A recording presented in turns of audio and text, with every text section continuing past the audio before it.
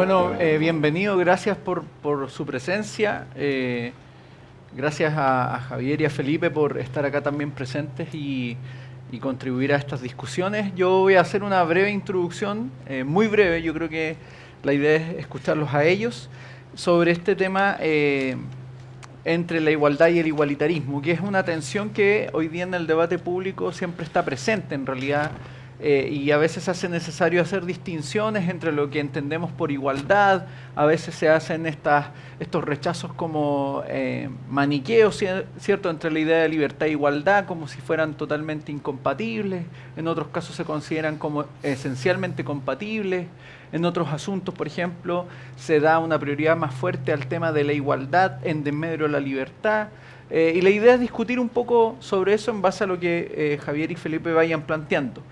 La pregunta, o quizás el tema en discusión, es un tema que yo creo que la filosofía política ha ido abordando en los últimos 30 años, 40 años quizás probablemente, de manera mucho más sistematizada a partir sobre todo del trabajo de John Rawls. Y yo creo que a partir de ese trabajo la discusión con respecto a qué es la igualdad y cuál es su relación con respecto a la libertad y sobre todo con la justicia se ha vuelto un tema clave en la discusión política. Sin embargo, o más bien en la discusión teórica, sin embargo, a nivel de la política o la discusión de la política y sobre todo la política pública, esa discusión está más bien solapada y no se hace explícita en muchos casos y se discute sobre estos temas pero sin abordarlos de una manera más bien adecuada. Se aborda más bien de forma superficial, muchas veces de manera contradictoria y a veces este tipo de conversaciones cumplen un rol pedagógico, digámoslo así, muy importante porque se hace necesario aclarar conceptos, entender y comprender los conceptos para generar una discusión mucho más enriquecedora.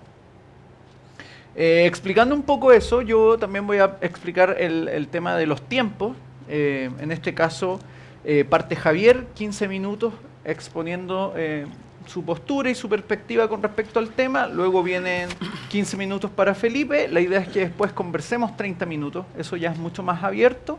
Y luego al final hay 10 minutos para que ustedes puedan preguntar a ellos, obviamente, plantear las dudas que tengan y también ellos puedan responder. Así que Javier. Sí, perdón, yo tengo una moción de orden antes, Jorge. Lo que pasa es que yo preparé mi ponencia como una respuesta al artículo de Felipe publicado en Estudios Públicos, porque, en fin, entendí que iba a ser la base de nuestra discusión. Obviamente lo podemos hacer en términos generales, pero el punto es que mi presentación es en gran parte una respuesta a ese artículo. Entonces, no sé, mediando quizá la voluntad de Felipe, quizás con sea voluntad mixta. Sí, sí.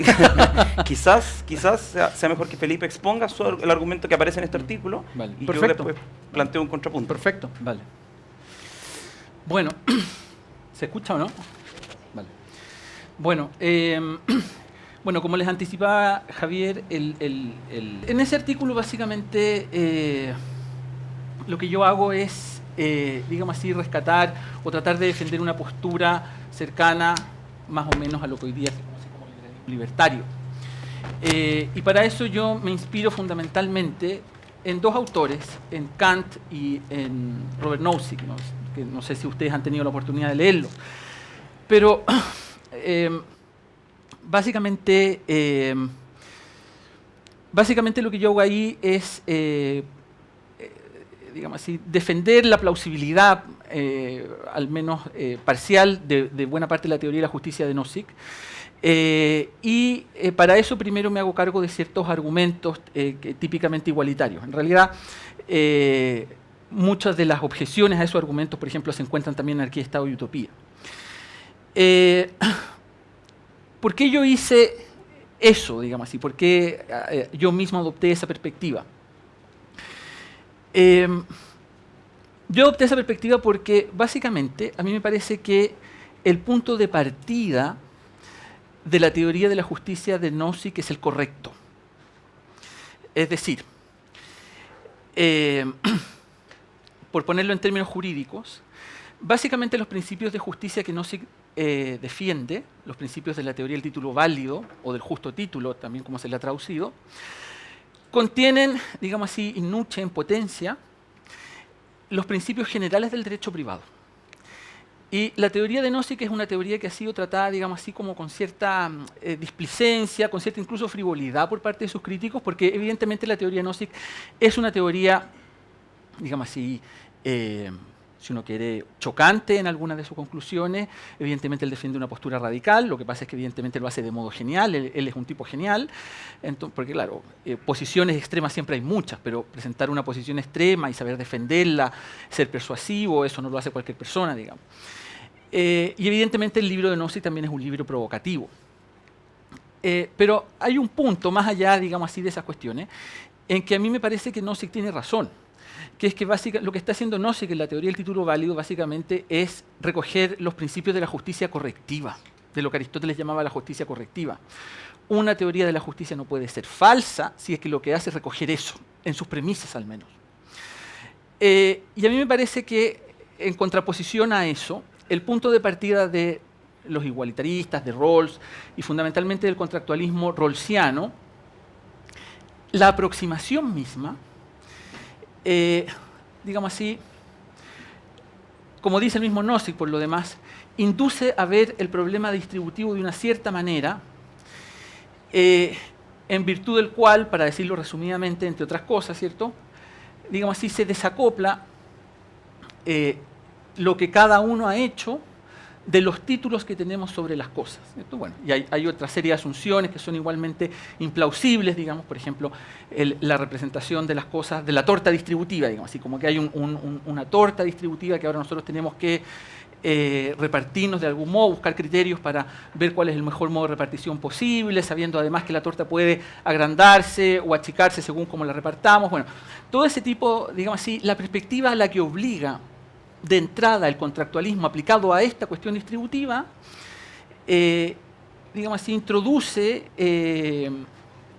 obviamente de modo subrepticio, sin que nos demos cuenta, una serie, diría yo, de paralogismos, de errores, de los cuales después no hay cómo, digamos así, desprenderse en la discusión, ¿cierto? Por ejemplo, también fuera de la idea de la torta, o como dice Nozick, la idea también de que las cosas caen como maná del cielo. Entonces, por eso dice Nozick, básicamente la situación respecto de los bienes no es algo así como, he aquí todas estas cosas y ahora, ¿qué vamos a hacer con ellas?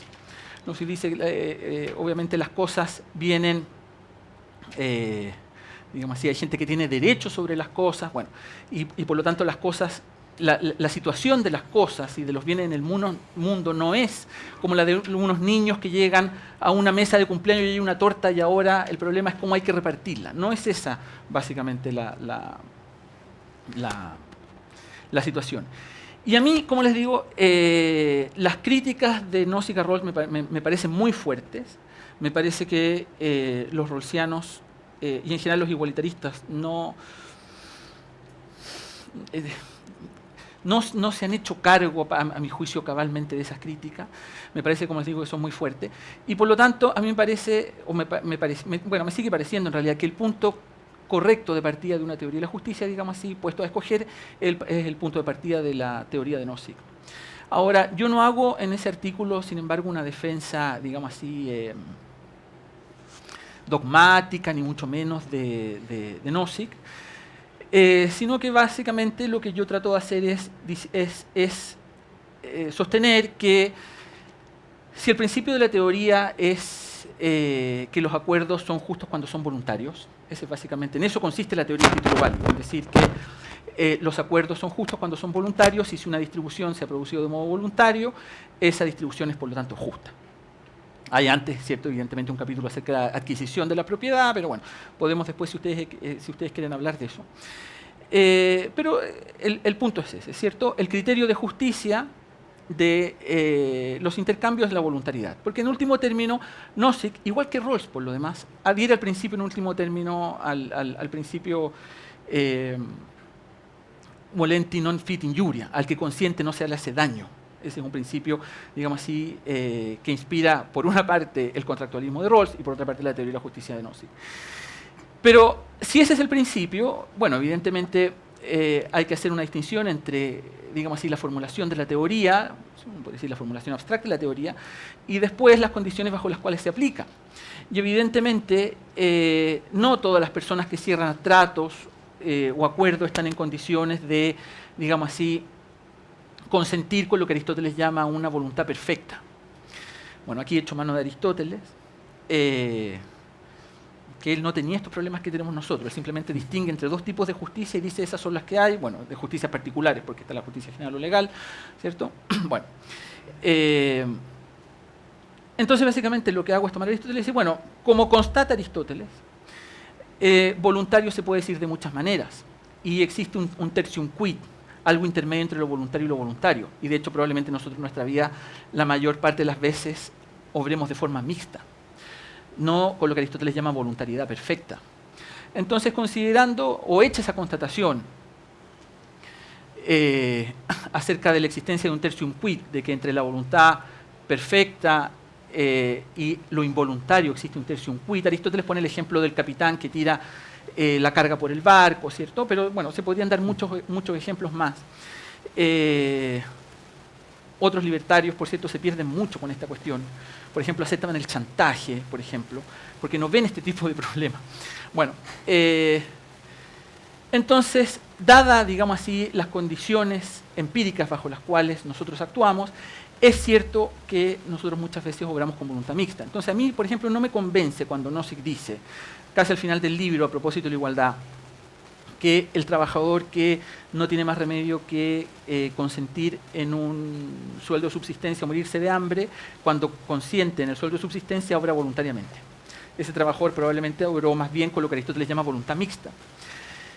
Y mi idea, que es una idea que aquí simplemente yo dejo esbozada de modo muy general y que he tratado de desarrollar en otros artículos, sobre todo uno que salió el año pasado, es básicamente sostener que ese es el puente hacia lo que o tratar de establecer un puente, un vaso comunicante, digamos así, entre la teoría del título válido y las teorías distributivas de la justicia.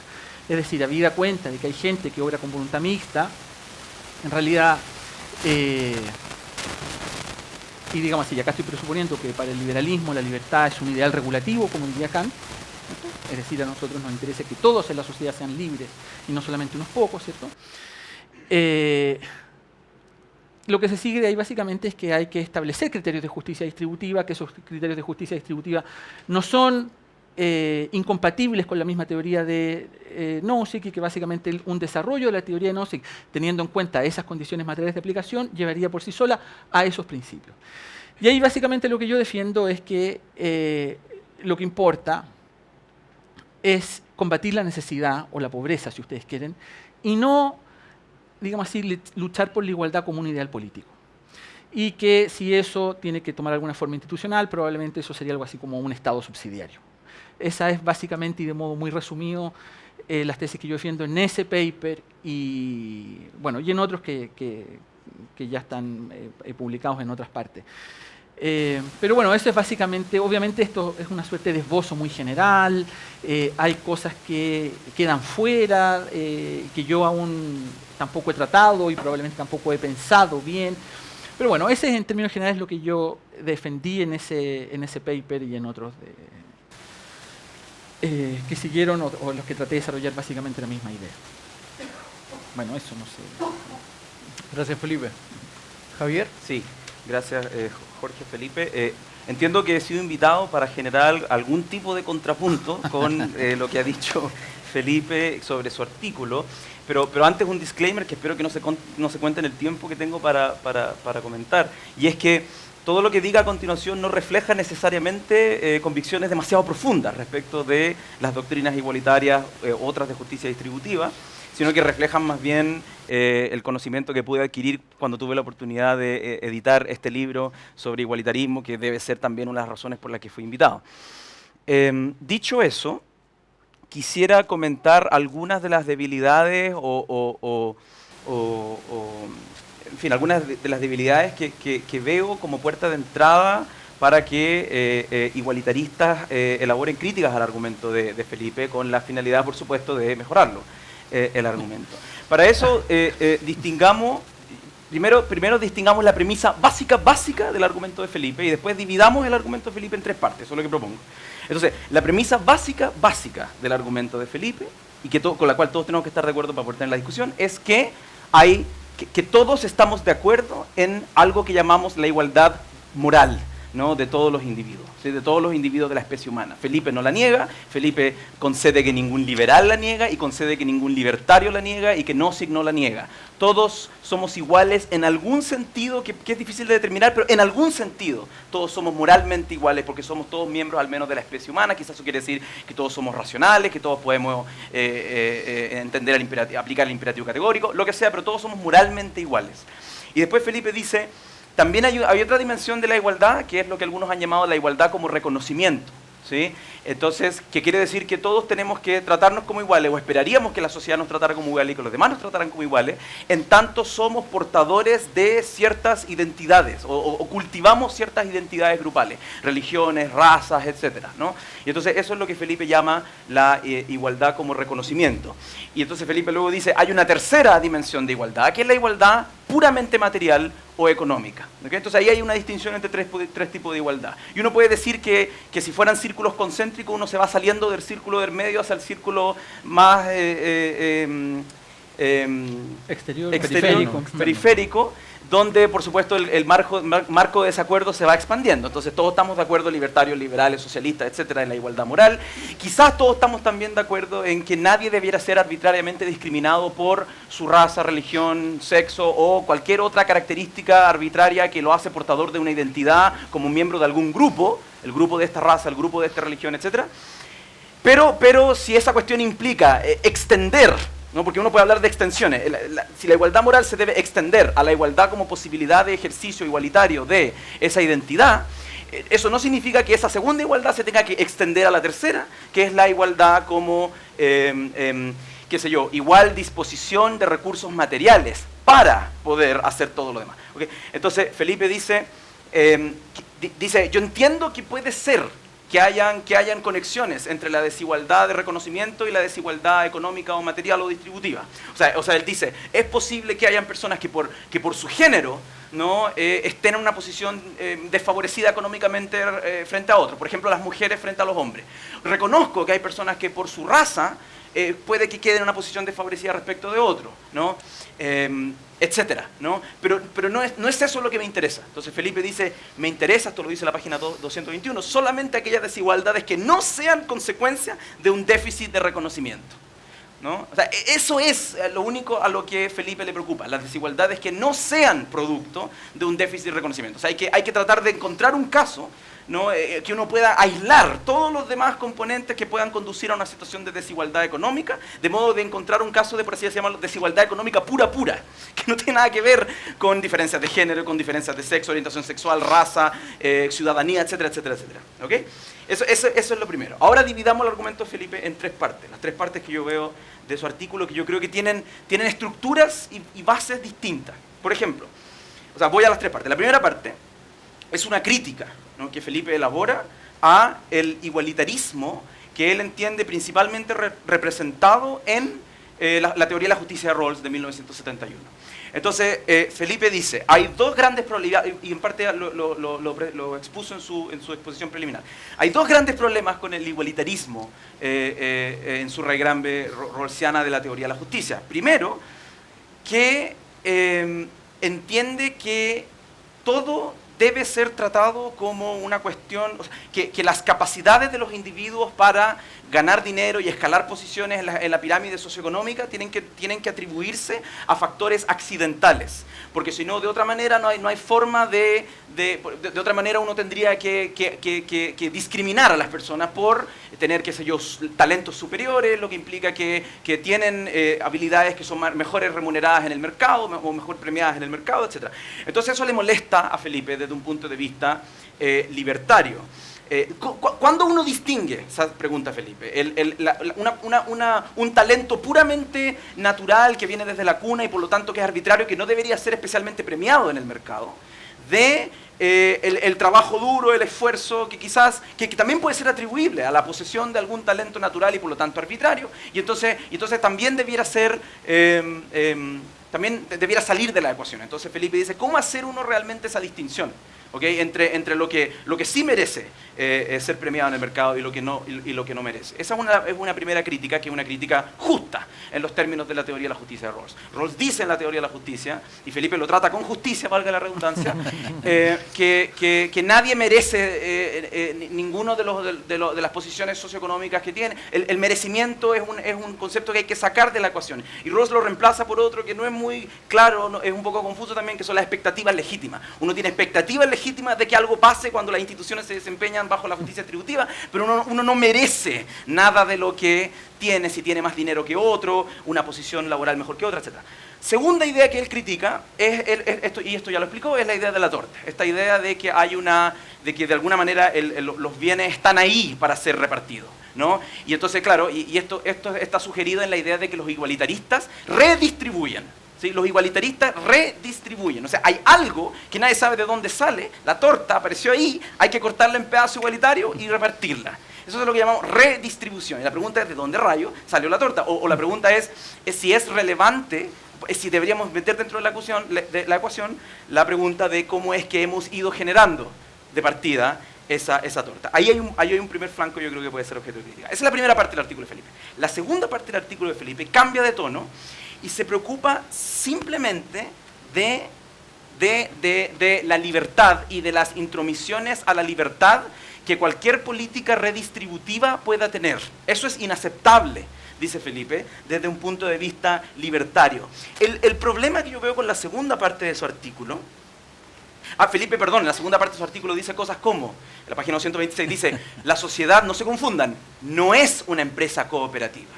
Y lo acaba de decir ahora, la sociedad él la entiende como un espacio donde individuos interactúan bajo la lógica de las reglas del derecho privado. ¿Okay? Yo soy un contratante, tú eres un contratante, paguemos un justo precio en lo que respecta al objeto del contrato y ese justo precio lo determinará el marco de nuestra negociación. ¿Okay?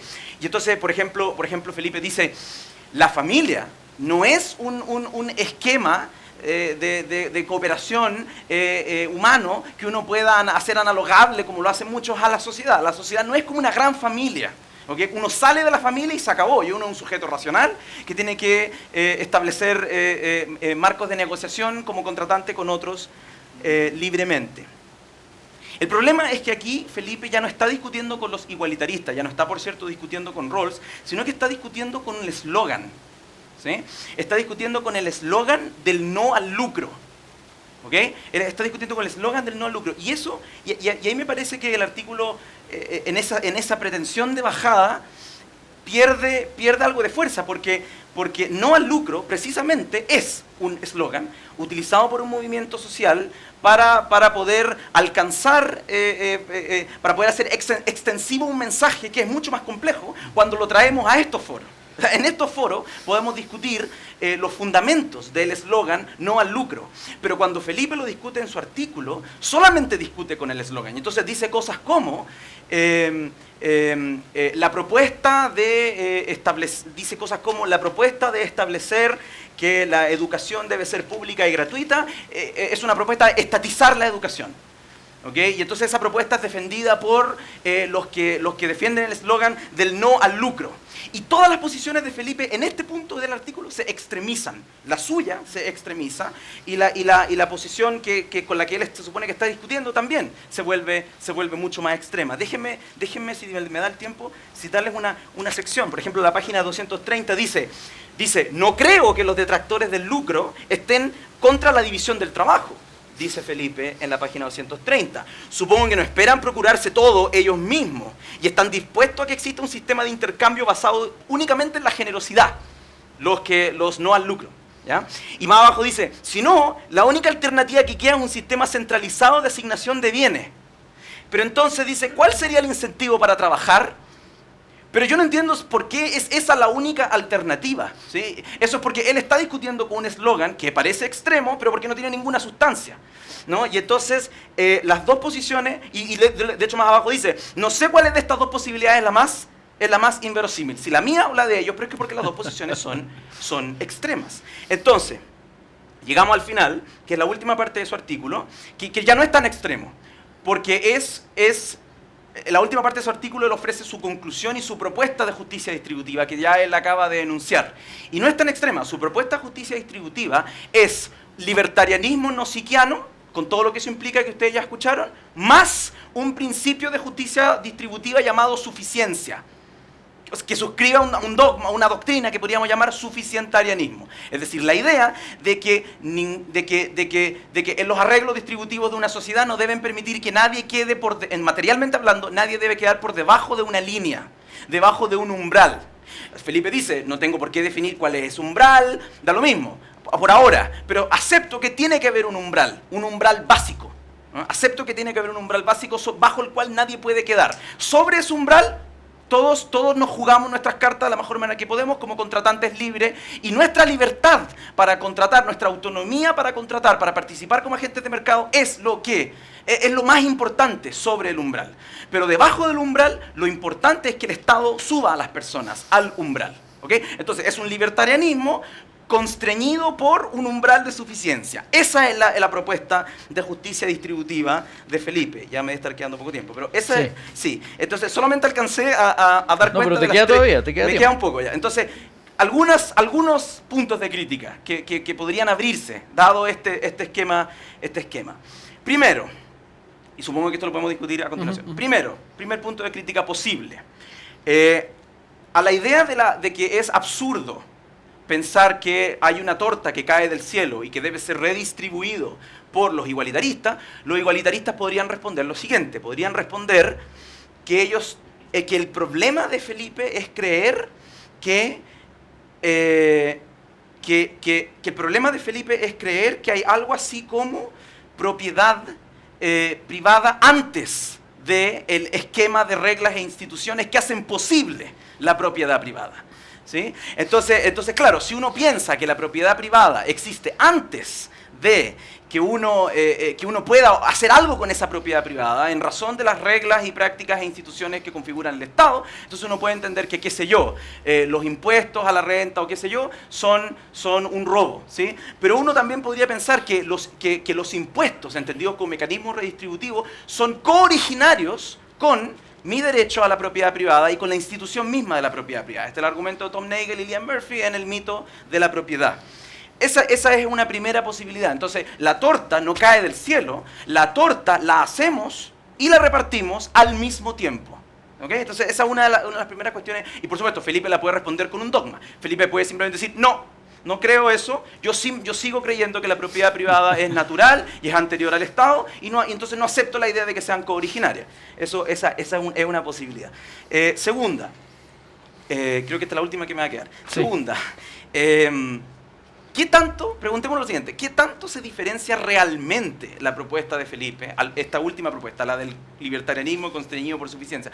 ¿Qué tanto se diferencia realmente de, qué sé yo, un igualitarismo como el de, qué sé yo, Ronald Dworkin? Sí, por ejemplo, el igualitarismo de Ronald Dworkin sostiene lo siguiente, sostiene que para establecer cuáles son los mecanismos redistributivos de una sociedad, hay que imaginarse, y esto es lo que siempre hay que hacer, imaginarse algo hipotético, imaginarse que todos empezamos con un set de recursos idéntico, todos iguales, y que después de eso empezamos a usar ese set de recursos de modo tal que empezamos a quedar en posiciones diferenciadas. Esta es la famosa isla desierta en la que todos naufragan, esta es como la posición original de Dworkin, el estado de naturaleza de Dworkin, y todos tienen algo así como una canasta de almejas, y las empiezan a repartir. ¿Y qué es lo que pasa?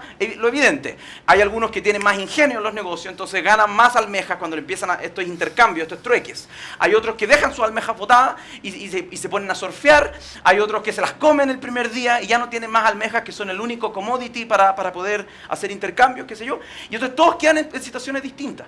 ¿Okay? Y entonces lo que Dworkin dice es, no vamos a subsidiar al que tomó decisiones autónomas, porque yo respeto la autonomía y la libertad, y no voy a subsidiar al que se fue a surfear y después de eso es más pobre que todos los demás que se dedicaron a intercambiar las almejas y a inventar un sistema de mercado súper eficiente que les permite estar en una posición mucho mejor que la del surfista. Yo no voy a lesionar la autonomía y la dignidad de esa decisión, pero si a alguno de los náufragos de la isla que está con las almejas le cayera un rayo y lo matara, o más bien lo dejara inválido y necesitado de ayuda de los demás, eso sí. Entonces Dworkin tiene una distinción entre lo que él llama la suerte bruta y la suerte opcional. Mala suerte, señores, vamos todos juntos y subsidiemos la mala suerte, pero no la mala suerte de su autonomía. Usted es autónomo, tome las decisiones que quiera y enfrente las malas decisiones. Pero los accidentes que sufra, o qué sé yo, otras cuestiones atribuidas a lo que él llama mala suerte bruta, eso sí lo vamos a subsidiar con nada menos que un sistema de seguridad social. Qué sé yo, quizás una renta básica. Algo. Pero eso, dice Dworkin, responde a mi compromiso igualitario, mi compromiso con la idea de que todos somos moralmente iguales. Pregunta, ¿qué tan distinto eso es del libertarianismo de Felipe, constreñido precisamente por un umbral de suficiencia bajo el cual nadie puede quedar? Me imagino para que con esos recursos básicos puedan competir como agentes de mercado. Dworkin está perfectamente de acuerdo, no hay ningún problema con llamar a eso igualitarismo. Tengo otras, pero eso es para empezar. Felipe. Sí, bueno, vamos por parte. Bueno, sí, efectivamente el artículo, la conferencia, en realidad esto era como una conferencia que leí, puede tener un tono partisano por momentos, pero bueno, eso también se explica porque precisamente a lo que nos invitaron en esa ocasión fue como a discutir un poco, digamos así, como de la contingencia del acontecer nacional y ahora, sí. A ver, No, tranqui. bueno, son muchas cosas, pero a ver, voy a referirme primero muy someramente a la cuestión del reconocimiento y al problema de la justicia distributiva. Rawls no habla de reconocimiento. Y de hecho la crítica que le hace Nancy Fraser a Rawls y a los digamos así, filósofos de justicia distributiva fue que ellos olvidaron el problema del reconocimiento. Es decir, ella cree que una teoría de la justicia tiene dos pilares, dos partes, digamos así. Uno es el problema del reconocimiento y otro el problema de la redistribución. Y ella tiene una famosa discusión con Axel Honneth a propósito de esta cuestión. De modo que, digamos así, el hecho de que yo haya hecho la distinción tiene que ver precisamente con el problema que identifica Nancy Fraser. Y en este sentido, digamos así, si la distinción está mal hecha no solamente para mí, sino para todos los autores igualitaristas distribuidos que me precedieron. Es decir, y de hecho Rawls hace una autocrítica después a propósito de ese tipo de cuestiones. De modo que el problema del reconocimiento creo que lo puedo seguir al menos por el momento dejando fuera, pero en todo caso yo creo que un liberal, digamos así, no debiera tener problemas, no veo por qué debiera tener problemas, por ejemplo, para reconocer la igualdad natural, qué sé yo, y no incurrir en las conductas discriminatorias de, qué sé yo, minorías sexuales o cosas por el estilo. Pero bueno, dejo por una parte la cuestión del reconocimiento. Ahora, con respecto a los problemas, digamos así, de la teoría, a ver, lo de la familia, bueno, ya Aristóteles decía que la polis no es una familia gigante, ni la familia es una polis en miniatura. Es de hecho la primera crítica que le hace a Platón, precisamente a propósito de la idea de Platón de tratar las dos cosas conjuntamente como si fueran lo mismo. Digamos así, cuando Aristóteles critica, entre comillas, la utopía platónica, precisamente lo que le dice es que no es lo mismo ser padre de familia que ser rey de la polis o jefe de la polis o lo que sea, porque básicamente no existe continuidad entre las dos cosas. Y esta es una idea que, por ejemplo, después retoma Hegel. O sea, no es una idea tampoco tan absurda. ¿Y por qué lo dicen? Porque básicamente los lazos... Por ejemplo, Hegel dice, en la familia no existe la propiedad privada. Y es obvio que en la familia no existe la propiedad privada, ¿cierto? Dice, en la familia existe la propiedad privada ¿cuándo? Cuando la familia se disuelve, obvio. Cuando los héroes se tienen que, por ejemplo, repartir la herencia. ¿Por qué? Porque la familia precisamente es una comunidad, dice Hegel, que está unida por lazos de amor. Esos lazos de amor, digamos así, se debilitan a medida que uno pasa, qué sé yo, de la familia nuclear a los primos, de los primos a los, qué sé yo, primos segundos y así, ¿me explico? Bueno, y la sociedad en ese sentido, digamos así, no se puede pretender que esa misma identificación y ese mismo grado de solidaridad se tenga entre los individuos de una familia que con el resto de la sociedad. Y el problema de la familia, en este sentido, es bastante indicativo. Claro, hay igualitaristas que se pueden escandalizar de esta cuestión, pero digamos así, esta podría ser una suerte de concesión al realismo, si uno quiere. La gente no tiene el mismo, como lo ve Hegel, como lo ve Aristóteles, que no son precisamente liberales, no tiene el mismo grado de cercanía, lazos tan estrechos como los que tiene con la gente que no es su familia. Y por eso, bueno, por ejemplo, si ustedes van a las utopías, Tomás Moro dice en un pasaje precisamente de Utopía que en la isla todos eran una gran familia. Una utopía necesita pensar que todos son una gran familia, porque precisamente los proyectos utópicos, no estoy diciendo que el rol sea un proyecto utópico, sino que ahora estoy hablando más en general, lo que necesitan los proyectos utópicos, sobre todo aquellos en los que desaparece la propiedad, es que la relación que hay entre los individuos sea la misma que existe entre hermanos y padres, porque de otra manera no hay forma de sostener, por así decirlo, la sociedad que se imagina. Es decir, por eso las utopías necesitan un grado, por así decirlo, extremo o muy alto de virtud. Porque necesitan que los lazos sean tales como los mismos que existen entre los familiares. Bueno, de modo que al punto al que voy es que esta discontinuidad entre la sociedad civil y la familia, o entre el Estado y la familia, no es algo puramente libertario, no si lo menciona en algún pasaje, y de hecho él dice que muchos igualitarios tienen problemas con la institución de la familia, porque precisamente la institución de la familia es una fuente de desigualdad. De modo que esta distinción no es una distinción, digamos así, que se haya ocurrido a Nozick o puramente nozickiana y que sea algo así como un síntoma del egoísmo liberal libertario o del egoísmo liberal, sino que, digamos así, es una constatación y es una constatación que además apela al hecho de que la confusión entre ambos planos suele en último término alentar políticas autoritarias o intrusivas o cosas por el estilo. De modo que, digamos así, no me siento interpelado por el hecho de que tú me representes que yo dije que esto no es una familia. No es una familia en un sentido, no es una familia en realidad. Ahora, eso, claro, por otra parte la cuestión de que no es la sociedad no es un proyecto cooperativo. Yo estoy pensando en lo que dice Rawls, quizás de haberlo matizado al principio del libro. Rawls, claro, para él el problema de la justicia distributiva se produce por el problema del excedente cooperativo. Esto lo dice Nozick también en el libro. Claro, pero el problema es que, claro, si todos contribuyéramos a la creación de una torta y luego no fuera posible identificar quién contribuyó con qué, ¿cierto? O como dice Nozick, si no hubiera una teoría de la contribución marginal mínimamente inteligible, y él de hecho ni siquiera le atribuye a Rawls esa postura. Simplemente lo menciona y lo deja pasar, pero claro, deja la pelota ahí frente al arco, ¿cierto? Si no hubiese una teoría de la contribución marginal mínimamente inteligible, el punto de partida de Rawls podría ser cierto.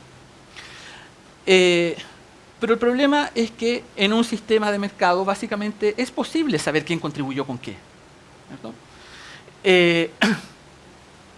Y tal como yo veo el problema, digamos así, lo que puede ensuciar y lo que puede introducir una serie de microinjusticias en la distribución total es precisamente el problema de la voluntad mixta.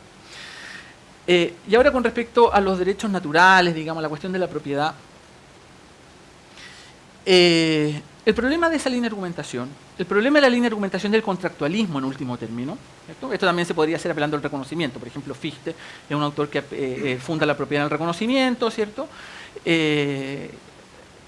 Y básicamente los resultados son los mismos. Cuando él tiene que después hablar de la distribución de la propiedad, es un razonamiento típicamente contractualista. Pero bueno, básicamente el problema del contractualismo, aquí tal como yo lo veo, no es que, digamos así, ellos se estén dando cuenta de una premisa que los libertarios pasan por alto. Es, como ya lo han visto otras personas, que en el contractualismo mismo están presupuestas, a su vez, ciertas premisas, llamémoslas así, libertarias. Por ejemplo, la propiedad que cada uno de estos contratantes imaginarios tiene sobre sí mismo para decidir. Ese es el punto. Entonces, digamos así, no es que a los libertarios se les haya pasado por alto una premisa de la cual son conscientes los contractualistas. Al contrario, el libertario podría decir, bueno, el ejercicio contractualista, el ejercicio de este experimento mental, ¿cierto?, presupone, de hecho, ciertas premisas libertarias. Yo no veo cómo el contractualista pueda salvarse de esa objeción. Sí, obvio. Pero digamos así, la crítica en la a versión, los contractualistas también. La crítica de Nagel y de, Murphy, por ejemplo. ya está bien, pero ya está bien, pero en el fondo si yo digo ahora que todos, digamos así, que todo es convencional, ¿cierto? Es decir, que las instituciones jurídicas son todas convencionales y todo ese tipo de cosas, ellos están asumiendo la igualdad natural, ¿o no? Moral. Sí, moral, sí, claro, sí, claro. sí. Bueno, pero es que, claro, al final yo puedo evitar recurrir a la figura del contrato social, pero si en último término, digamos así, las premisas de mi argumento son las mismas. Después estoy diciendo, como una teoría contractualista, que básicamente las instituciones jurídicas o la validez de las instituciones jurídicas, si uno quiere, son convencionales. Estoy llegando al contractualismo por otros medios. ¿Me explico? No, o sea, yo diría que no. Yo diría que bueno, está bien. Pero es que yo diría, no es lo mismo decir que las instituciones son convenciones, por ejemplo, que el derecho es una convención, que la propiedad privada es una convención, que los impuestos son una convención. Yo diría que todo sea una convención. No es lo mismo que decir la legitimación de estas convenciones solo se puede construir a partir de una apelación a la situación hipotética del contractualismo. Pero entonces ya está bien, pero entonces tenemos un problema, digamos así, como con la teoría misma, porque lo que trata de hacer Nozick es demostrar la legitimidad de la teoría. ¿Me explico? Es decir, él está haciendo otro ejercicio. Y lo que está haciendo Rawls en ese sentido también es lo mismo. Entonces, claro, evidentemente uno podría decir, hay convenciones, la propiedad en cierto sentido es una convención, pero no sé que está, digamos así, en un momento anterior a ese. Él está buscando los criterios bajo los cuales las convenciones pueden ser justificadas. ¿Me explico? Él está buscando los criterios bajo los cuales ciertas instituciones pueden ser instauradas. ¿Por qué debe existir propiedad? ¿Por qué debe existir, qué sé yo, castigo? ¿Por qué debe existir Estado? Ese es el problema. Y esa es la empresa en la que se embarca Nozick. Y que yo modestamente traté, no de emular, pero de participar, digamos, de subirme a ese carro. Pero, digamos así, el problema de decir simplemente, bueno, esta cuestión es convencional, es que lo que le interesa a Nozick y lo que le interesa a los filósofos políticos normalmente no es simplemente decir esto es convencional, sino preguntarse cuál es la razón de que las convenciones sean así o deban ser esas. Entonces, por eso la pregunta es ¿por qué debe haber propiedad? ¿Bajo qué condiciones se debe redistribuir? Si es que acaso se debe redistribuir o no. Es decir, en ese sentido, apelar a una convención a mí no me parece una manera, digamos así, de evitar o de escaquear este tipo de problemas o de dificultades a las que se refiere Nozick. No sé, no me acuerdo qué más. ¿Qué tanto se diferencia el libertarismo suficientario del igualitarismo de la suerte, por ejemplo, dworkiniano o algún otro? A ver, lo que pasa es que evidentemente el liberalismo suficientario, uno podría decir, lo que pasa es que, a ver, la diferencia entre el suficientarismo y el igualitarismo, lo que yo estoy diciendo, dicho en términos crudos, es que la igualdad material no es importante. Lo que yo estoy diciendo es que lo que importa, bueno, como tú bien lo dijiste, ¿cierto?, es que haya gente que no caiga por debajo de un cierto umbral. Entonces, si una teoría se quiere llamar, digamos así, no discutamos por cuestiones semánticas, si una teoría se quiere llamar igualitaria y viene a sostener eso mismo, bueno, entonces yo soy igualitario, digamos, no tengo problemas con la cuestión semántica. Mi punto aquí es el siguiente. La igualdad material a mí me parece que no es, llamémoslo así, el valor político importante. A mí me parece que, insisto, la igualdad material, no me estoy refiriendo a la igualdad formal, a la igualdad natural, por llamar de alguna manera, o moral. O de reconocimiento. O de reconocimiento, que uno podría decir en realidad que son todas versiones del respeto, pero quiero simplemente decir que la igualdad material no me parece importante y que lo que me parece importante, por el contrario, es, digamos así, la necesidad. Que eso es lo que yo creo que debe combatir un sistema político. Y por eso no me identifico con el igualitarismo. Ahora, si hay alguna versión del igualitarismo y en ese sentido yo creo que tengo muchas diferencias con Dworkin. Ahora, si hay alguna versión del igualitarismo o si este libertarismo, un libertario más duro me diría, no, esto es coras el igualitarismo y tú eres un maldito igualitario, bueno. Digamos así, no me importa el problema semántico. Lo que me importa más bien por ponerlo en este término, sería si es acaso viable sostener algo así como un libertarianismo suficientario, sería una cosa así, para ponerlo en esos términos. Pero fuera de la cuestión como semántica o si yo... Yo ahí tengo una pregunta para ti, Javier. Por lo que tú planteas, una de tus críticas es que Felipe finalmente lo que dilucida como la sociedad es un espacio de intercambio individual entre sujetos basado en justicia retributiva, es decir, la estructura de intercambio donde yo te doy algo y a cambio de recibir otra cosa, sí. ¿Cierto? A ver, pero ¿puedo aclarar algo? Sí, sí. Lo que yo quiero decir es lo siguiente, quizás quizás en ese paper lo expliqué mal, no lo sé. Lo que yo quiero hacer es, por ponerlo en estos términos, ir de la justicia correctiva a la distributiva, y no al revés. Claro. ¿Qué es lo que hace, o podría decir alguien que hace Rawls?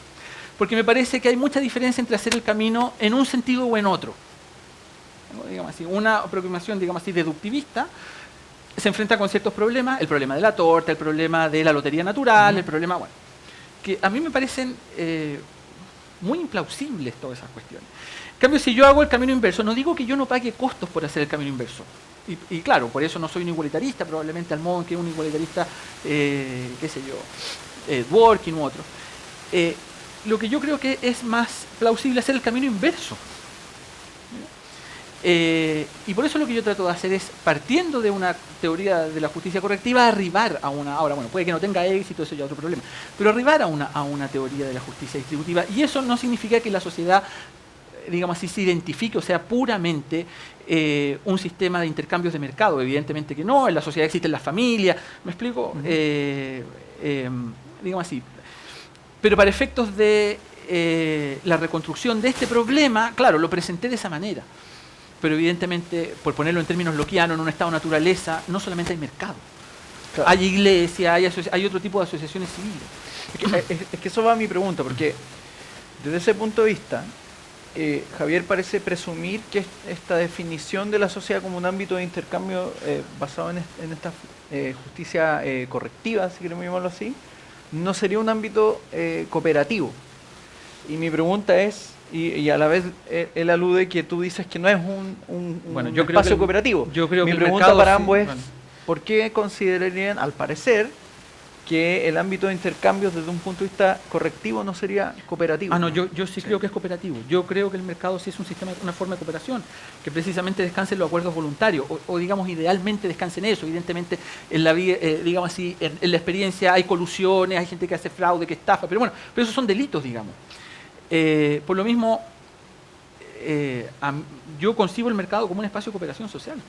Lo que pasa es que es una forma de cooperación descentralizada, que tiene ciertas condiciones, por eso, por ejemplo, entre el mercado y la familia, digamos así, hay una suerte de brecha, porque, por ejemplo, a las que se refiere, por ejemplo, Hume, cuando dice que la justicia es una virtud artificial, o por ejemplo, Hayek, cuando dice que ciertas instituciones morales que nosotros tenemos, bueno, que él cree que son producto de la evolución, ¿cierto?, no se aplican a la gran sociedad.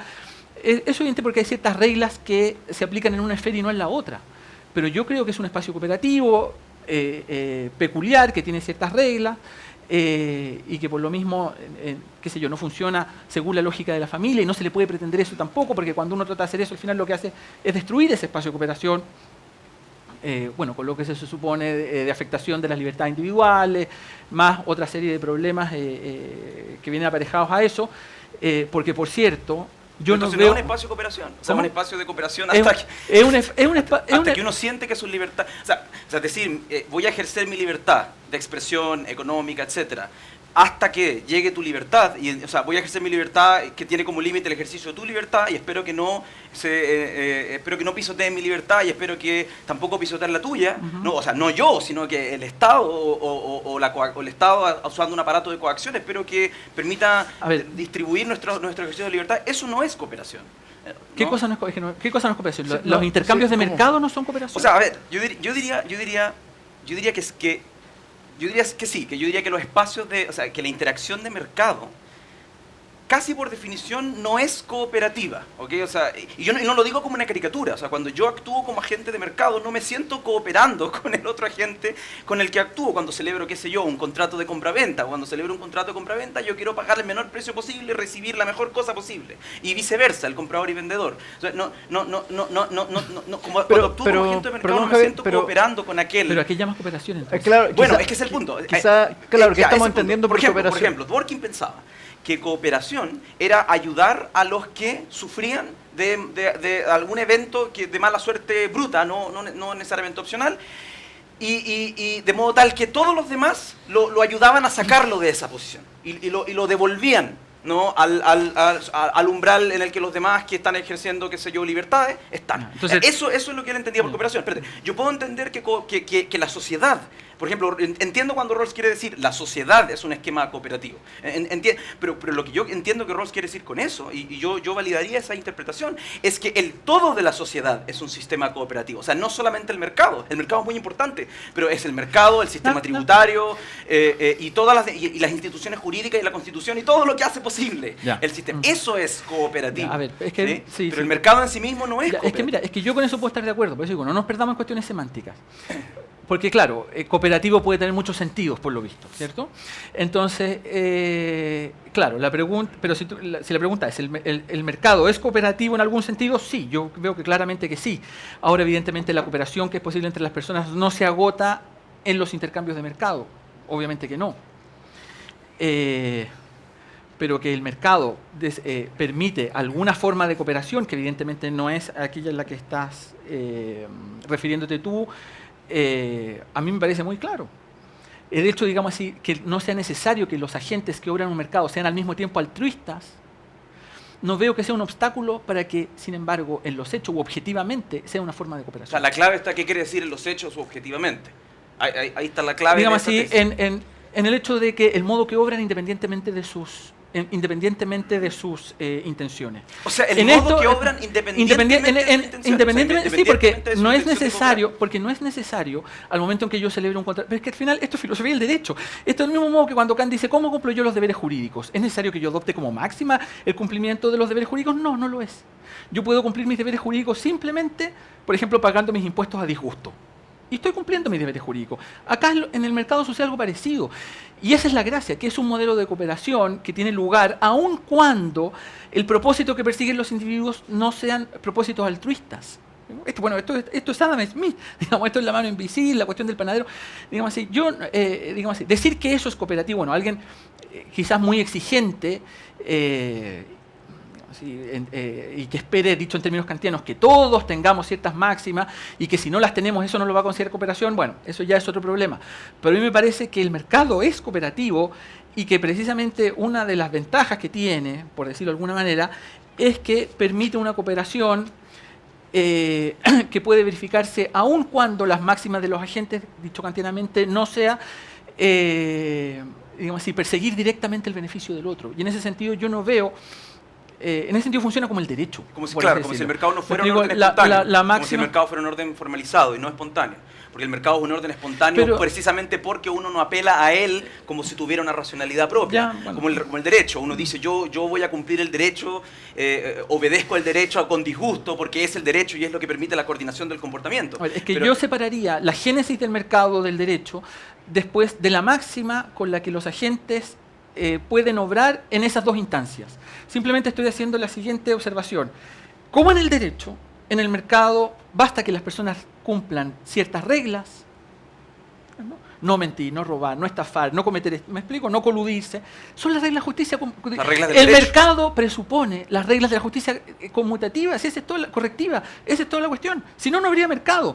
No podría haber mercado en un mundo allí donde todos roban, donde todos mienten, donde constantemente se está engañando, donde todos se comportan dolosamente. No podría haber, digamos así. Por eso yo digo que la teoría de Nozick a mí me parece plausible como punto de partida. Lo que Nozick está diciendo, está rescatando una teoría de la justicia correctiva, el mercado es un epifenómeno de la aplicación de esas reglas. Por lo tanto, si esas reglas son ciertas, el mercado está, digamos así, a fortiori justificado también. Ahora, que los agentes no necesiten obrar, dicho en términos kantianos, con ciertas máximas para que al mismo tiempo esas reglas sean justas, beneficien a las personas que participan de ellas, etcétera, ese ya es otro problema con el que yo estoy de acuerdo contigo, y si uno se pone muy exquisito con el término cooperación, claro, en ese sentido no sería cooperativo. Yo creo que no es necesario ponerse tan exquisito, digamos. Tengo otra pregunta en base a esto.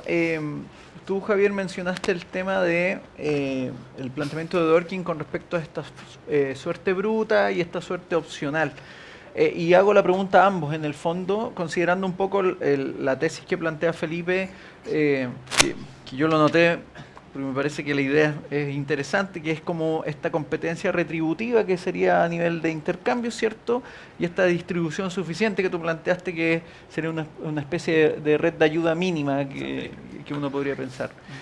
La pregunta es, tomando un poco la tesis de Dworkin, ¿cómo ambos consideran que podríamos distinguir cuando operó la suerte bruta y cuando opera la suerte opcional en este punto, en esta problemática, para hacer la distinción entre esta justicia retributiva y este ámbito de asistencia, no sé cómo eso depende, yo creo que en la respuesta corta, depende de si hay un criterio para establecer cuándo una decisión que produce un estado de cosas es autónomo. Entonces, si una decisión que produce un estado de cosas, por ejemplo, quiero ser abogado, quiero ser periodista, quiero surfear todo el día, o sea, son decisiones autónomas. Quiero fumar, quiero comer hamburguesas, ¿no? Que son decisiones autónomas que van a producir consecuencias posteriormente. Entonces, si uno tuviera un criterio, y lo pongo en términos un poquito tentativos, porque creo que ahí hay también un espacio para una crítica, pero si uno pudiera decir que hay un criterio para delimitar las decisiones autónomas del mero azar, para ponerlo en términos dramáticos, le cae un rayo a alguien, claro, y entonces queda inválido en la isla, eso es mala suerte bruta. No responde a una decisión autónoma de la gente.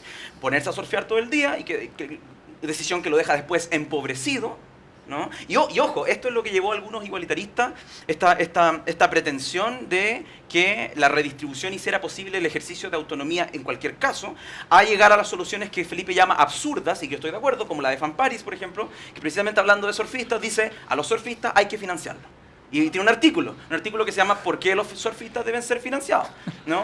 Y claro, y uno dice, esto es absurdo, pero detrás del absurdo lo que Fanparis está dando a argumentar es, lo que yo quiero es una renta básica, que sería un poquito más que el umbral de suficiencia, yo creo, de Felipe, pero es que una renta básica, plata, todos los días, una cuenta corriente, una cuenta de ahorro, cuenta corriente para todo ciudadano, para que pueda hacer lo que él quiera, surfear todo el día, ¿ya? Entonces, yo creo que si hubiera un criterio para distinguir una decisión plenamente autónoma de una decisión que produce un evento y un evento que no es el producto de una decisión autónoma, alguien como Dworkin, un igualitarista, diría, y Felipe, ahora que no está tan preocupado de los semánticos, quizás estaría de acuerdo, eso debe ser subsidiado. ¿Sí? Por una cuestión de respeto a su igualdad moral. Eso debe ser subsidiado. Ahora, el problema es que no sabemos, yo no estoy tan seguro... ¿Cuándo opera la voluntad mixta? Exacto, yo no estoy tan seguro pero eso es un problema de la idea de autonomía, ¿no? Claro. De cuándo está realmente, por ejemplo, si yo tomo la decisión autónoma de agarrar mi auto y irme a la carretera y sufro un accidente, la decisión autónoma de tomar el auto y irme a la carretera implica que debo ser subsidiado por el accidente que sufrí, etcétera, etcétera, ¿no? Es un problema respecto al concepto de autonomía. Bueno, lo que pasa es que... Perdón, Felipe no tiene ese problema. Felipe tiene, claro, un concepto de autonomía que está de alguna manera predefinido, porque es la base de su comprensión. Pero Javier, claro, pero una cosa es el concepto y otra es la aplicación del concepto. Entonces, alguien puede tener muy claro el concepto, pero, como dice el refrán, después el diablo está en los detalles y en la aplicación. Yo no sé si ustedes recuerdan que en la Ética Nicómaco Aristóteles al principio hace una aclaración que es sumamente importante. Dice que todo lo que él va a decir va a ser válido para la mayoría de los casos, pero no siempre, porque después aclara que como en todos estos como la acción se desarrolla en el mundo y por lo tanto está siempre, claro, digamos así, infestada por miles de accidentes, lo singular, no hay ciencia de lo singular. Por eso dice él, como nosotros tenemos que acá hacernos cargo de esas dificultades, vamos a hablar de la acción y la acción tiene lugar siempre en un contexto con miles de accidentes, nosotros vamos a hablar de lo que está bien y mal en general, de lo que vale para la mayoría de los casos, etcétera, etcétera, etcétera. Y por eso añade después, de este tipo de cosas no hay ciencia. Hay ciencia en un nivel muy general, de principios, pero no hay ciencia. Por lo tanto, no queda más remedio que digamos así, aplicar o tomar decisiones prudenciales sobre la base de acuerdos, evidentemente, y cosas por el estilo. Y claro, cada vez que uno quiera aplicar la teoría va a tener que ensuciarse, por así decirlo, las manos, va a salir del Olimpo de la formulación de las teorías, donde todo puede ser perfectamente consistente. Bueno, y eso ya es mucho pedir en realidad, pero bueno, donde más o menos puede ser todo consistente, pero después la aplicación, después esta cuestión nunca va a ser así. Entonces, por ejemplo, saber cuándo una voluntad es mixta. Claro, de hecho, nuevamente, si extremamos las cosas, alguien podría decir que nosotros nunca obramos con voluntad perfecta y siempre obramos con voluntad mixta. Porque, por ejemplo, obramos en un mundo cuyas cadenas causales nosotros no hemos puesto. O, por ejemplo, vamos a morir. Bueno, entonces uno puede decir, claro, en cierto sentido, todos siempre obramos con voluntad mixta. Entonces, en ese sentido, yo creo que no hay que exigirle a la filosofía política tanto más de lo que ella puede dar. Yo creo que hay cosas que la filosofía política no puede hacer. No sé si existe un criterio para decir cuando alguien obra con voluntad mixta o no. Yo creo que uno puede dar ejemplos, uno puede establecer razonamientos que son más o menos aproximados, o lo mismo, diferenciar la suerte bruta de la suerte, por así decirlo, que yo me busqué. No sé si es posible a priori, probablemente no. Pero, Felipe, si yo te pusiera dos valores enfrente, la autonomía decisional, por un lado, y todo lo que eso presupone, dignidad, libertad, etcétera, y el bienestar de cada persona, ¿tú qué dirías? Dos opciones posibles, o sea, dos opciones a priori. ¿Tienes la posibilidad de ponderarlos, esos dos bienes, esos dos valores? ¿O tienes la posibilidad de decir que para ti la autonomía decisional siempre está por sobre del bienestar individual? Estoy hablando del mismo individuo, la autonomía del individuo y el bienestar del individuo. ¿Tú lo ponderarías? Estoy hablando de políticas públicas, etcétera, o dirías que la autonomía siempre está por sobre... No, yo creo que habría que hacer una ponderación. Ya, es que si hay que hacer una ponderación, imagínate que apareciera un economista conductual. Pero ¿puedo decir algo? Déjalo. Sí, no, yo creo es que en la vida siempre hay que hacer ponderaciones, por lo tanto, bueno, habría que hacer ponderaciones. Ahora, para lo que sirven, digamos así, estas teorías, es para orientarse en la ponderación precisamente de los principios, podría decir alguien. Obviamente hay circunstancias en las que uno va a tener que hacer ponderación y probablemente en algunas circunstancias, digamos así, haya que esperar el bienestar en desmedro de la otra. Ahora, en términos generales, yo personalmente soy más bien un kantiano. Me parece que la finalidad de la política y el derecho no es el bienestar de la gente. Por lo tanto, no me gusta hablar de bienestar, más bien hablaría de ciertas condiciones materiales para el ejercicio de la libertad. Y como soy más bien un kantiano, para mí la autonomía, como tú la llamas, es una suerte de ideal regulativo. Por lo tanto, a la hora de hacer una ponderación, yo, digamos así, prima facie, prejuzgo a favor de la libertad. O sea, no hay una ponderación, entonces... No, hay una ponderación, pero estoy diciendo que yo me guío por eso. Hay prima facie una preferencia, pero eventualmente esa preferencia puede ser superada, digamos, en algún caso, pero prima facie... Por ejemplo... Es que no sé si estamos hablando ahora al nivel de los principios o al nivel de la aplicación. Por ejemplo, si alguien quiere no usar casco al andar en motocicleta, ahí tú estás dispuesto a ponderar autonomía y bienestar y favorecer una política pública que establezca una ley que prohíba andar en motocicleta sin casco. ¿Estás dispuesto a hacer? Yo en principio prefiero que el Estado no decida ese tipo de cosas. Ya. Bueno, ahí se marca una diferencia central. Yo prefiero, en principio, que el Estado, qué sé yo, no persiga el consumo de drogas ni la comercialización de las drogas. Prefiero que el Estado no tome ese tipo de decisiones. Ahora, claro, entiendo que, no sé, que ya existe un sistema de salud público, entonces ahora si yo me golpeo en la cabeza no es asunto mío, sino de todo. Entiendo que, me explico, y existen ciertos contextos, entonces de costo, cosas por el estilo. Pero velo desde el punto de vista del policymaker.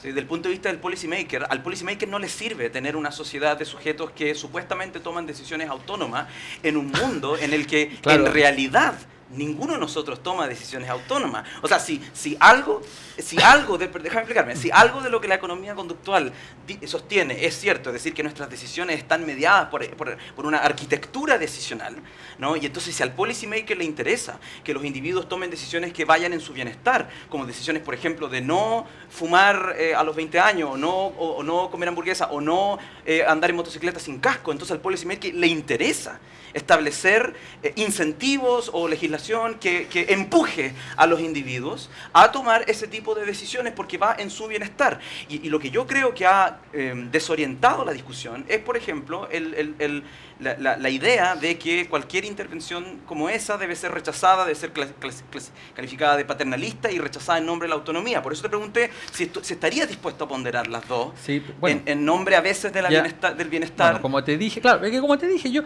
es inevitable hacer ponderaciones. Lo que yo estoy diciendo simplemente es que el principio general, porque yo creo que un liberal debería guiarse, digamos así, debería presumir a favor de la libertad. Evidentemente eso no siempre va a poder probablemente salvaguardarse o llevarse a la práctica, pero el principio por el que uno se guía debería ser la libertad. Y bueno, por otro lado,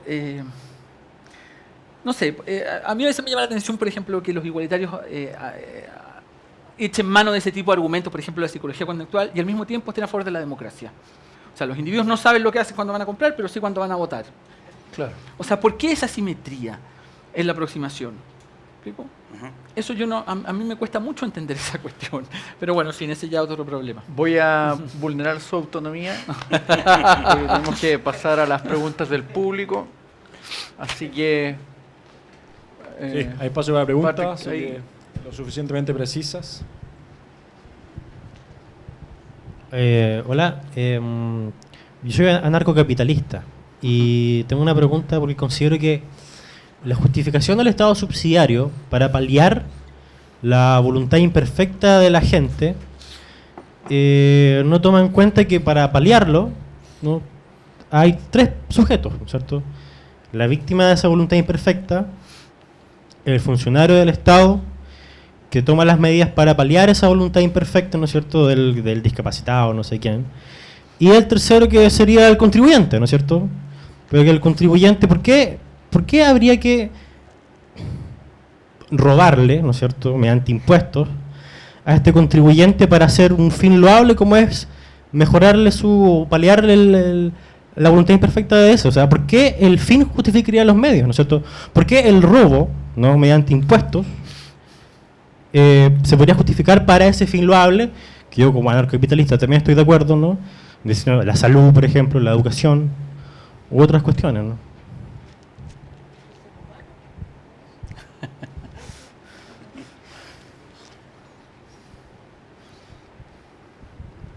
Para que me vean porque soy chiquitita.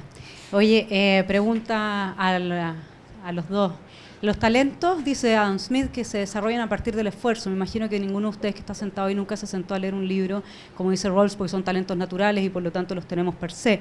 Y respecto, estoy criticando un poco a Rawls, ¿no? ¿Qué talento? Antes había gente que estiraba somieres. ¿Saben lo que son los estirazomieres? Hay gente, ¿no es cierto?, que agarraba las camas que eran de fierro y las estiraba y tenía un gran talento. ¿Qué valor tiene ese talento hoy día? ¿Y qué valor tendría el talento de Steve Jobs hace 100 años? Entonces, lo que me parece a mí, además, es que el mercado negro que se produce cuando tenemos ausencia de instituciones, prueba la existencia de la propiedad privada como previa al establecimiento del Estado.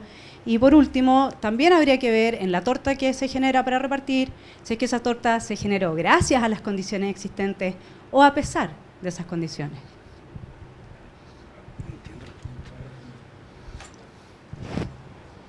No entiendo.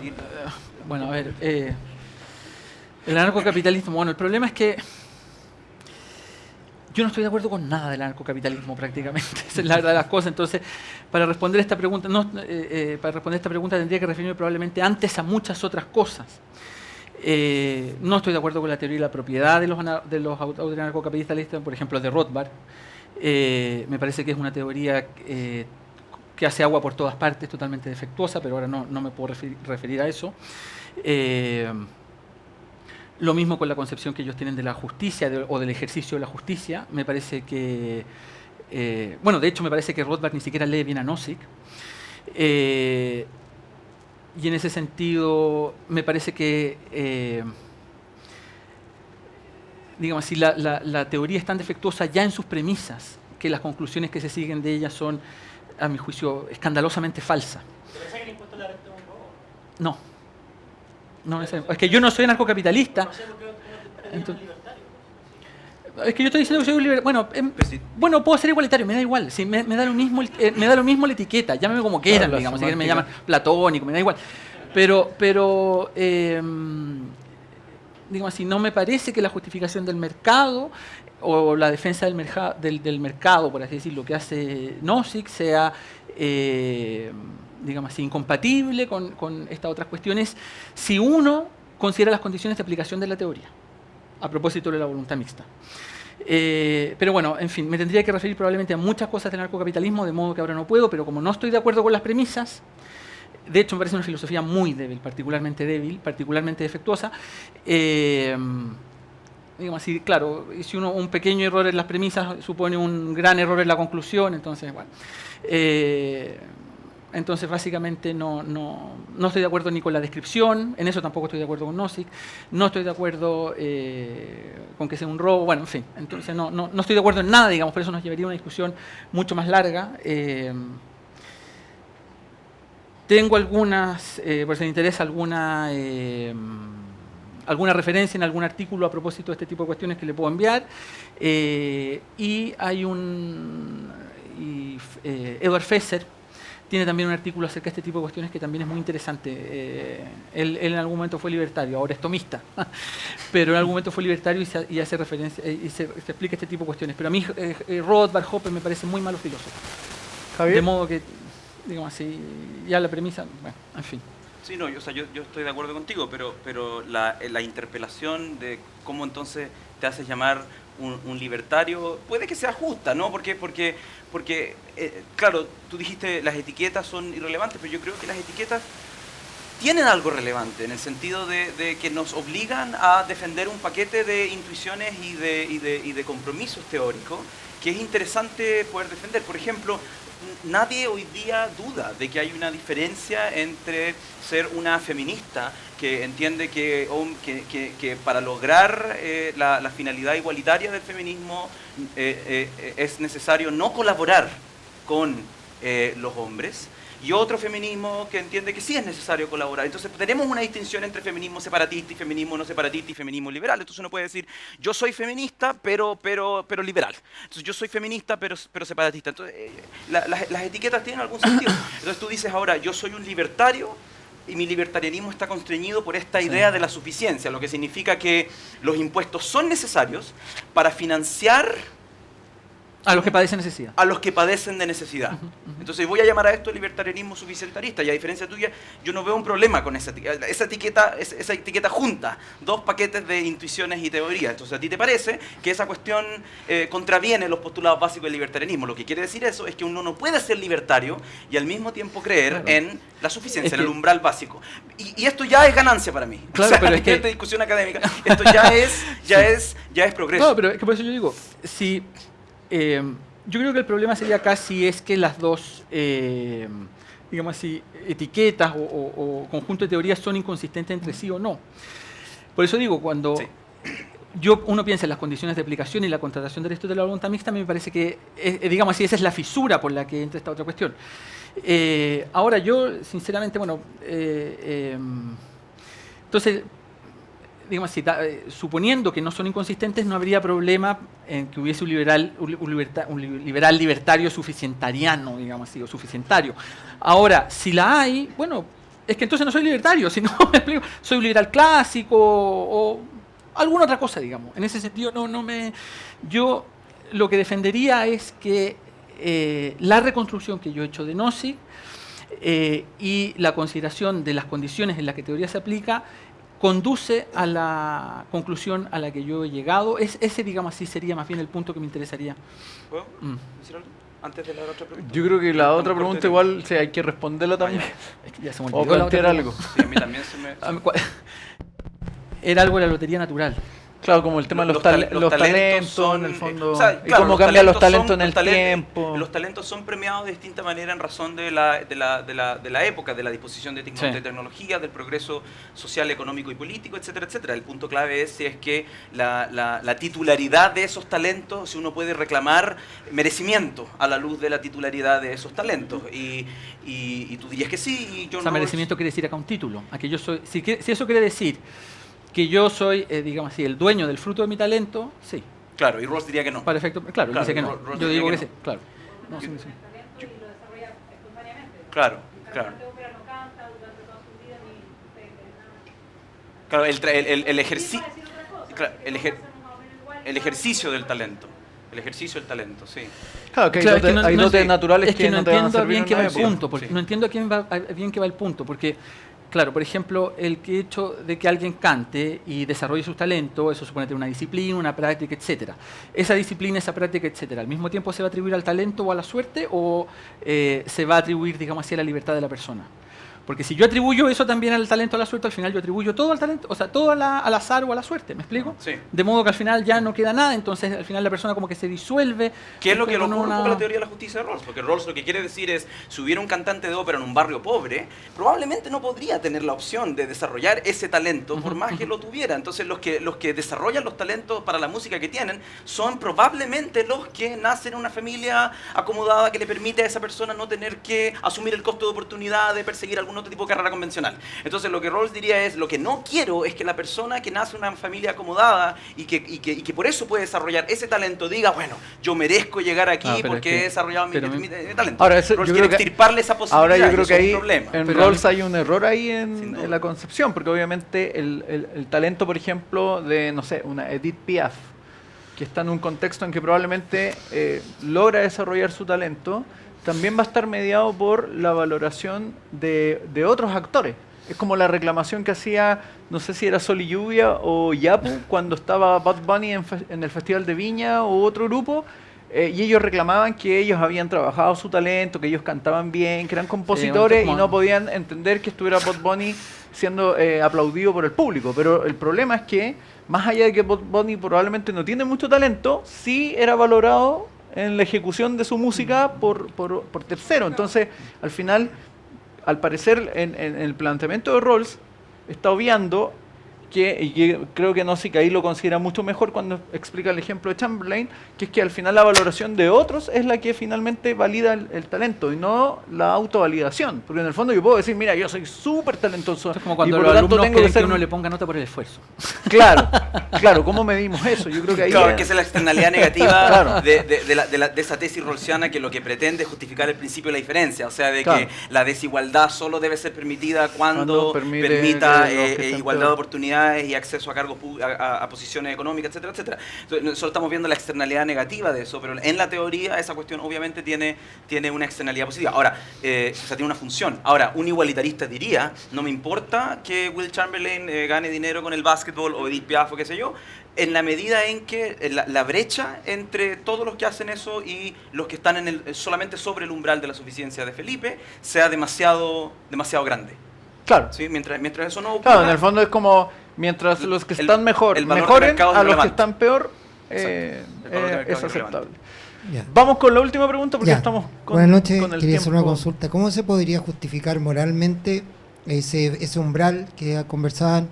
Porque para lograr ese umbral necesariamente hay que pasar por sobre los derechos naturales de alguna persona para poder cubrir el umbral de la otra. Entonces, ¿cómo se puede justificar ese hecho de pasar casi por sobre los principios del liberalismo, que son los derechos naturales? ¿Cómo se puede justificar moralmente? Y también, si no consideran que eso en cierta manera es peligroso, porque es como introducir el germen, por decirlo así, utilitarista dentro de la filosofía liberal, y quizás podría ser como un... ¿Por qué? ¿Por qué el germen utilitarista?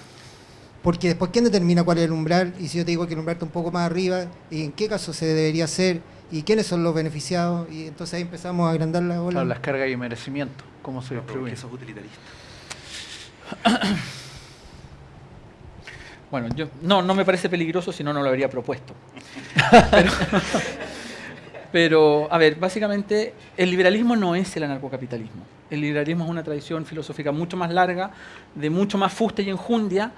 El anarcocapitalismo y la popularidad del anarcocapitalismo es muy reciente. Y el problema del anarcocapitalismo, para ponerlo así resumidamente, es que, digamos así, yo no puedo querer consistentemente únicamente los derechos naturales y las condiciones del ejercicio de derechos naturales para mí y no para los demás. De modo que lo que hoy en día, claro, hoy día los anarcocapitalistas o los libertarios más duros llaman a su propia postura liberalismo, pero el liberalismo nunca ha sido eso, la verdad.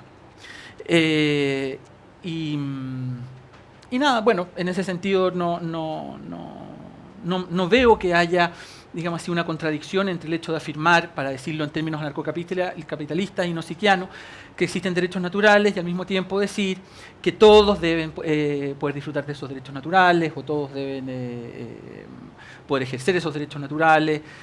Sobre todo porque si el liberalismo es un proyecto político, ese proyecto político es el compromiso con la libertad. Eso. Sí, yo quiero aprovechar eso para hacer una reflexión que no responde directamente a la pregunta, pero es algo que no puedo dejar en el tintero. A propósito del umbral, la tesis de Felipe, la sociedad, imaginemos una sociedad, siguiendo el principio libertario, suficientario de Felipe, imaginemos una sociedad en la que el 80% de sus miembros están justo en el umbral. O sea, tienen justo lo necesario para vivir. Y que el 20% restante de esa sociedad gana 30 veces más o 50 veces más que el 80%. Esa sociedad satisface los principios distributivos de Felipe, ¿sí? Porque el 80% de la sociedad está sobre el umbral y el 20% le ha ido mejor y ha ejercido sus derechos naturales, ¿no? Y por eso es que gana 50 veces más. Un igualitarista, ¿sí? Un igualitarista diría que la brecha entre el 20% súper rico y el 80% que está sobre el umbral puede tener consecuencias, ¿ya? Puede tener consecuencias que lesionan lo que tú mismo reconoces como un ideal igualitario de reconocimiento, ¿sí? Por ejemplo, Tim Scanlon, ¿sí? Tim Scanlon propone 6 razones que él llama razones igualitarias para objetar la brecha entre el 80% y el 20% en el ejemplo que acabo de dar, y voy a mencionar solo un par.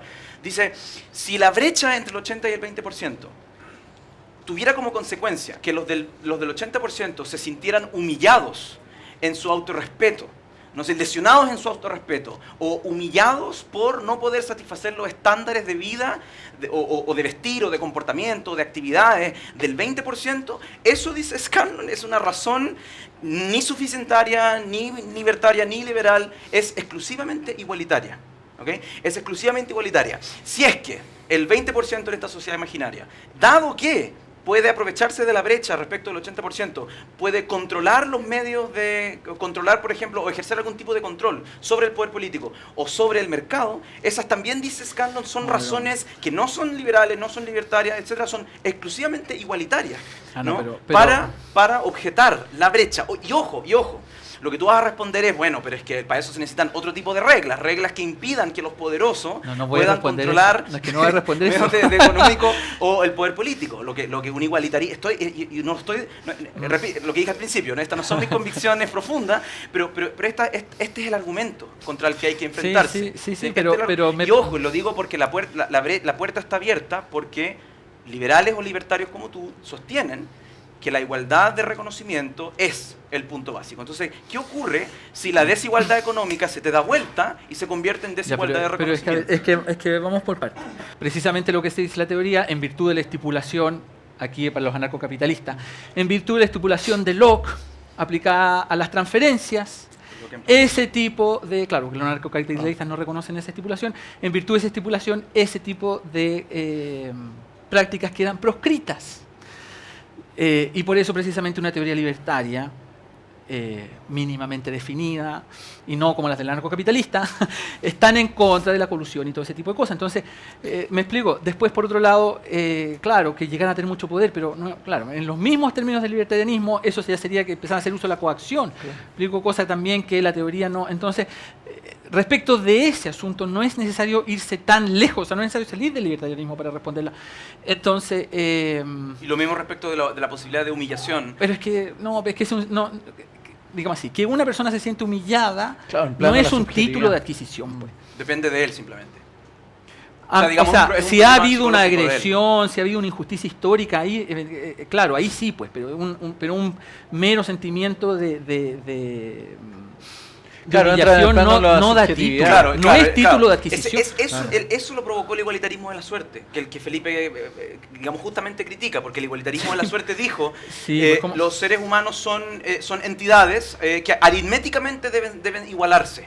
Uno tiene que ser igual a uno, todos tenemos que tener el mismo valor aritmético y todos tenemos que ser iguales. Es que las personas no tienen valor aritmético. Es que es el punto, precisamente, y esa es la crítica del igualitarismo verdadero, ¿no? Que el igualitarismo verdadero le hace al igualitarismo puramente aritmético. Y les dice, la igualdad es una relación entre tú y yo, Felipe. Nosotros creemos aquí y ahora que somos iguales, porque somos colegas, porque somos hermanos, porque somos amigos, etc. Ahora, pensemos la posibilidad de que esa relación se establezca entre todos los miembros de la sociedad.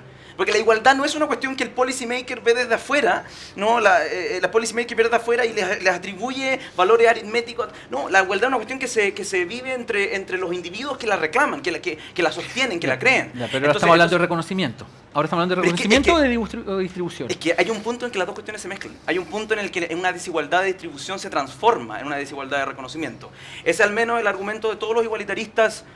Ese argumento de la Nancy Fraser. Ahora, perdón, yo creo que ahí hay un punto que es necesario abordar, que tiene que ver incluso con Chamberlain, porque al final creo que la gente efectivamente reclama igual reconocimiento, pero también produce reconocimientos desiguales cuando, por ejemplo, aplaude el talento y en el fondo idolatra, por ejemplo, a un sujeto y manifiesta que es distinto o superior al resto del común de los mortales. Entonces ahí, claro, hay un tema que quizás el argumento igualitario no logra resolver, que es como podemos presumir que siempre el afán va a ser un reconocimiento mutuo, o realmente los seres humanos también estamos dispuestos muchas veces a darle la condición de distintos a un tercero. Yo creo que eso es lo que ocurre en general, y es un poco lo que pasa cuando yo premio al otro, o sea, cuando parto de la distribución igual y premio al otro y le digo, tú mereces un poco más incluso de lo que yo tengo. Es como el ejemplo del ministro del obispo Durán. ¿Cierto? Los feligreses están dispuestos a darle más y enriquecerlo voluntariamente. Sí. Y reconocen ahí algo que es distinto a yo soy igual a ti necesariamente. ¿Te fijas? Entonces, creo que ahí el argumento... Pero solo en el sentido de que tiene más dinero. No en el sentido No, de que... hay otro tipo de reconocimiento, desde, mira, yo reconozco que tu obra es mucho más valiosa que esta otra, reconozco que tú tienes más talento que este otro. Hay una lógica humana que rompe finalmente con los criterios de reconocimiento, y yo creo que ahí entra un punto que dice Felipe, que es cuando finalmente el reconocimiento como a considerar es el que se traduce en coerción o en vulneración de la integridad física. Pero los seres humanos rompemos con... No, pero él se está refiriendo a otro tipo de problemas, si entiendo, ¿no? A los problemas del reconocimiento, a los que hace Nancy Fraser y ese tipo de teorías de la justicia, ¿no? O Axel Honneth. Es que dice la diferencia, por ejemplo, material, cuando se traduce en desigualdad a nivel de reconocimiento. Y ahí entra como eso es lo que plantea Javier. Sí, pero bueno.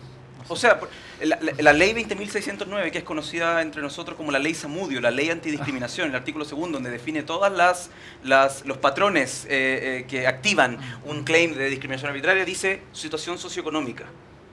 Entonces, entre todas las demás, que son las que todos conocemos, todo liberal tiene que poder decir al menos 5 patrones de discriminación arbitraria: raza, sexo, religión, nacionalidad, etcétera. Situación socioeconómica. ¿Qué quiere decir ser discriminado por tu situación socioeconómica? ¿Por qué está eso incluido ahí? Si tener una situación socioeconómica distinta de otro, lo único que quiere decir es ser más pobre que otro. Que te traten mal por ser pobre. ¿Ah? Que te traten mal por ser pobre. Ahora, te pueden tratar mal por ser rico también. Sí, claro, pero eso se el rico tiene menos problemas. Convengamos en eso, digamos. El problema es ser discriminado por ser pobre, ¿no? Agradecemos a los expositores con un fuerte aplauso.